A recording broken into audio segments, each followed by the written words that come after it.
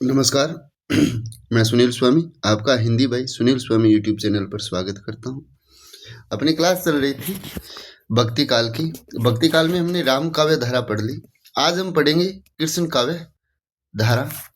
कृष्ण काव्य धारा कृष्ण भक्ति काव्य धारा है जो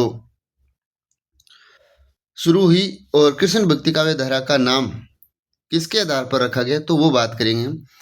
भगवान श्री कृष्ण को विष्णु का अवतार मानकर उनकी उपासना में लिखा गया काव्य कृष्ण भक्ति काव्य धारा के नाम से जाना जाता है। कृष्ण शब्द का सर्वप्रथम उल्लेख ऋग्वेद में मिलता है, जिन्हें वृष्णि वंशज माना है। ये एक ऋषि थे जिन्होंने ऋग्वेद के 8वें व 10वें मंडलों के कुछ सूक्तों की रचना की थी। यानी कृष्ण शब्द का जो उल्लेख है वो सर्वप्रथम ऋग्वेद में मिलता है और वो वृष्णि वंशज के माने गए हैं। ये एक ऋषि थे जिन्होंने ऋग्वेद के 8वें व 10वें मंडल की कुछ सूक्तों की रचना की थी। महाभारत, पुराणों व हिंदी साहित्य में यानी हिंदी काव्य में वर्णित कृष्ण का उल्लेख सबसे पहले कोस्तकी ब्राह्मण ग्रंथ व छांदोग्य उपनिषद में मिलता है। हिंदी में कृष्ण को सबसे पहले काव्य का विषय विद्यापति ने बनाया।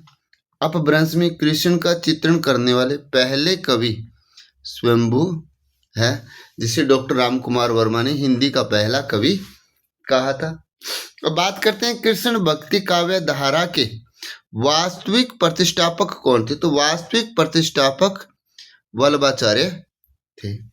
भारतीय जनमानस में कृष्ण के 2 रूप प्रतिष्ठित हैं। कौन कौन से वो देखिए। पहला है लोक रक्षक या ऐश्वर्य में रूप। इस रूप का चित्रण महाभारत में हुआ है। दूसरा लोक रंजक या लीला में रूप। इस रूप का चित्रण हिंदी साहित्य में हुआ है, जो व्यापक रूप से हुआ है। कृष्ण के साथ राधा का उल्लेख सबसे पहले गोपाल तापनी उपनिषद में मिलता है।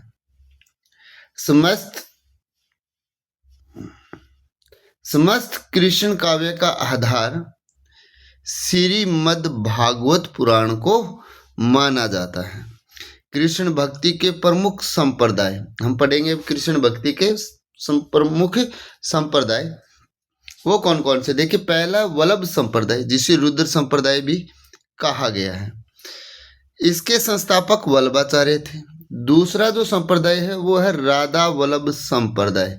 कौन सा है? राधा वल्लभ संप्रदाय, जिसके संस्थापक गोस्वामी हित हरिवंश हैं। तीसरा जो संप्रदाय है वो है निम्बारक संप्रदाय, जिसके संस्थापक निम्बारकाचार्य थे। चौथा संप्रदाय हरिदासी संप्रदाय, जिसे सखी संप्रदाय भी कहा गया, जिसे टट्टी या टाटी संप्रदाय भी कहा गया। इसके संस्थापक स्वामी हरिदास थे। और पांचवा और अंतिम जो संप्रदाय है वो है चैतन्य संप्रदाय, जिसे गौड़ीय संप्रदाय के नाम से भी जाना जाता है। इसके संस्थापक चैतन्य महाप्रभु थे। अब बात करते हैं वल्लभ संप्रदाय अर्थात रुद्र संप्रदाय, जिसके संस्थापक वल्लभाचार्य हैं। भक्ति का दार्शनिक आधार यानी वल्लभ संप्रदाय की भक्ति का दार्शनिक आधार है वो है शुद्धाद्वैतवाद। शुद्धाद्वैतवाद का प्रवर्तक विष्णु स्वामी ने किया। कृष्ण का स्वरूप पूर्ण ब्रह्मा पुरुषोत्तम और नित्य निकुंज बिहारी रूप है। सेवा विधान क्या था वल्लभ संप्रदाय का? वो था प्रत्येक दिन को 8 प्रहरों में बांटकर निम्नानुसार सेवा की जाती थी। प्रथम प्रहर जिसमें मंगलाचरण होता था, द्वितीय प्रहर जिसमें श्रृंगार किया जाता था, तृतीय प्रहर जिसमें ग्वाल लीला और गोचारण होता था, और चतुर्थ प्रहर में राजयोग, पंचम प्रहर में उत्थापन होता, षष्ठम प्रहर में भोग होता, और सप्तम प्रहर यानी संध्या आरती होती, और अष्टम प्रहर यानी अंतिम प्रहर में शयन होता था। वल्लभ संप्रदाय की जो भक्ति पद्धति है वो थी पुष्टि मार्ग की भक्ति। कौन सी थी? पुष्टि मार्ग की भक्ति। पुष्टि मार्ग का तात्पर्य अपने आप को पूर्णतया ईश्वर को समर्पित कर उनका अनुग्रह कृपा प्राप्त करने की कोशिश करना पुष्टि मार्ग है। पुष्टि मार्ग के प्रवर्तक वल्लभाचार्य थे। स्थापना 1487 ईस्वी में हुई।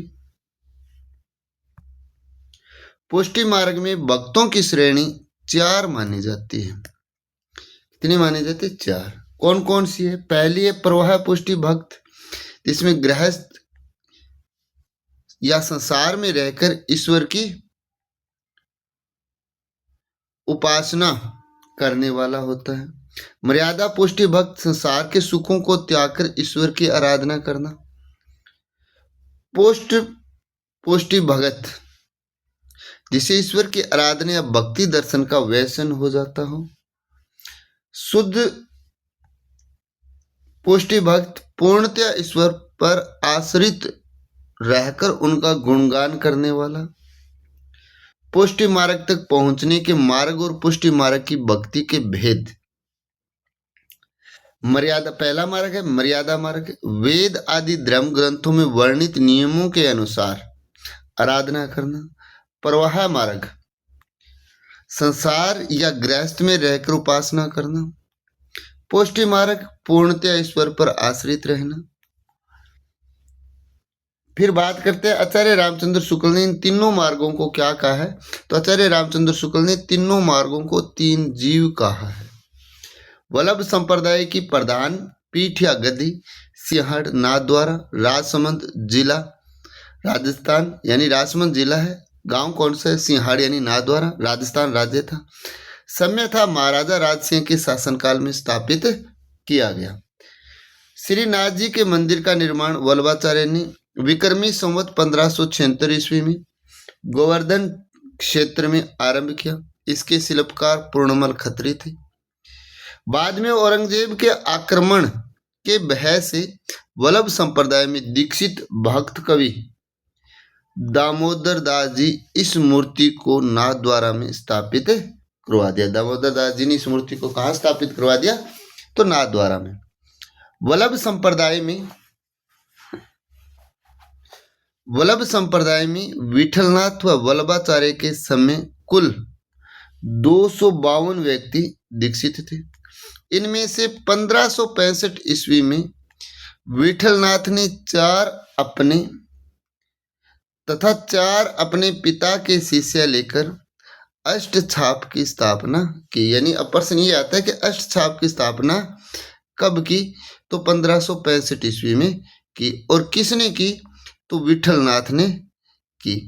और कितने सदस्यों को मिलाकर? तो 8 सदस्यों को। 8 सदस्य कौन कौन थे? जिनमें से 4 खुद के शिष्य थे विठलनाथ के और 4 उनके पिता के शिष्य थे। अब वो चारों को याद करने का जो तरीका है, यानी वल्लभाचार्य के शिष्य कौन थे और विठलनाथ के शिष्य कौन थे, उनकी हम बात करते हैं। तो वो कौन थे? तो देखिए, सुक्रीकूप वल्लभ को प्यारे, गोच नछी विठल को दुलारे। ये ट्रिक है। सुक्रीकूप वल्लभ को प्यारे, यानी सु से बन जाएगा सूरदास, कृ से कृष्णदास, कु से कुंभन दास और पै से परमानंद दास। ये तो वल्लभाचार्य के शिष्य थे। विठलनाथ गोचनछी आता है तो गो से गोविंद स्वामी, चै से चतुर्भुज, नय से नंददास और छी से छित स्वामी। ये किसके शिष्य थे? ये विठलनाथ के थे। अष्ट छाप को अष्ट विनायक या अष्ट सखा के नाम से भी जाना जाता है। ये था कृष्ण भक्त काव्य धारा। और कृष्ण भक्त काव्य धारा हमने एक संप्रदाय को भी पूरी विस्तृत तरीके से पढ़ा है और उससे संबंधित जो कवि हैं उनको हम अगले वीडियो में पढ़ेंगे। अगर वीडियो अच्छा लगे तो लाइक शेयर कमेंट जरूर करना, और चैनल पर पहली बार आ रहे हैं तो चैनल को सब्सक्राइब करना जी। धन्यवाद।